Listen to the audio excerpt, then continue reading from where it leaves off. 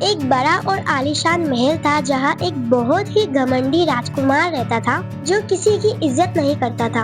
एक दिन महल में एक गरीब बूढ़ा शख्स आया तो राजकुमार ने उसका मजाक उड़ाया। वो बूढ़ा कोई आम इंसान नहीं था। उसने राजकुमार को सबक सिखाने के लिए एक हरे रंग का तोता बना दिया। राजकुमार उड़ता हुआ जंगल में चले गया जहाँ उसे भूख और प्यास का अंदाजा हुआ और ये भी समझ आया कि दूसरों का दर्द क्या होता है।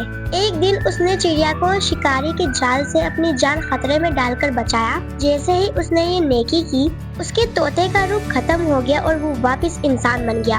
अब वो एक रहमदिल राजकुमार बन चुका था।